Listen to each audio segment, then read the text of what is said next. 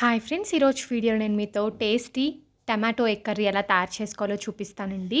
చాలా చాలా బాగుంటుంది, ఈజీగా చేసుకోవచ్చు. ఈ రెసిపీ కోసం స్టవ్ ఆన్ చేసుకొని పాన్ పెట్టుకోండి. అందులో 2 టేబుల్ స్పూన్స్ ఆయిల్ యాడ్ చేసుకోవాలి. ఆయిల్ వేడెక్కిన తర్వాత కొద్దిగా ఆవాలు అలాగే జీలకర్ర వేసుకొని ఫ్రై చేసుకోండి. ఇవి వేగిన తర్వాత సన్నగా కట్ చేసి పెట్టుకున్న ఉల్లిపాయ ముక్కలు వేసుకోవాలి. అలాగే కట్ చేసి పెట్టుకున్న పచ్చిమిరపకాయ ముక్కలు, కరివేపాకుని కూడా వేసుకొని మొత్తం అంతా కూడా ఫ్రై చేసుకోండి. ఉల్లిపాయ ముక్కలు ట్రాన్స్పరెంట్ కలర్లోకి వచ్చే వరకు కూడా ఫ్రై చేసుకోవాలి. ఇలా ఫ్రై చేసుకున్న తర్వాత 2 మీడియం సైజ్ టమాటోలను తీసుకొని ముక్కలుగా కట్ చేసుకొని వేసుకోవాలి. ఇప్పుడు టమాటో ముక్కలు వేసుకున్న తర్వాత ఒకసారి మొత్తం అంతా కూడా బాగా మిక్స్ చేసేసుకోవాలి. ఇలా వీటిని మిక్స్ చేసుకున్న తర్వాత రుచికి సరిపడినంత ఉప్పు అలాగే పావు టీ స్పూన్ పసుపుని వేసుకొని మరొకసారి మిక్స్ చేసేసుకొని మూత పెట్టేసి టమాటో ముక్కలు మెత్తబడే వరకు కూడా కుక్ చేసుకోవాలి. టమాటో ముక్కలు మెత్తబడితే టేస్ట్ అయితే చాలా బాగుంటుందండి.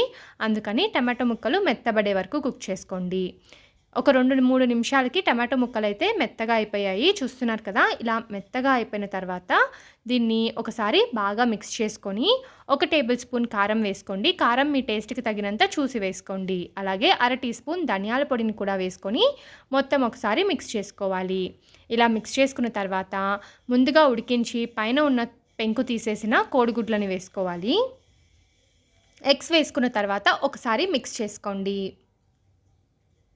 ఇప్పుడు ఇందులో 1/2 కప్ వరకు కూడా వాటర్ యాడ్ చేసుకోండి. వాటర్ మరీ ఎక్కువ వేసుకోవాల్సిన అవసరం లేదండి, కొద్దిగా వేసుకోండి సరిపోతుంది. ఇప్పుడు ఒకసారి మిక్స్ చేసుకొని టేస్ట్ చూసుకోండి, ఉప్పు కారం సరిపోయిందో లేదో. సరిపోకపోతే ఈ స్టేజ్లో వేసుకోవచ్చు. మూత పెట్టేసి ఒక 4-5 నిమిషాల పాటు కుక్ చేసుకోండి. చూడండి, 4-5 నిమిషాలకి మనకి కూర చక్కగా ఉడికిపోయి దగ్గరకు వచ్చేసింది కదా. ఇప్పుడు ఫైనల్గా ఇందులో కట్ చేసి పెట్టుకున్న కొత్తిమీర తరుగుని వేసుకోవాలి.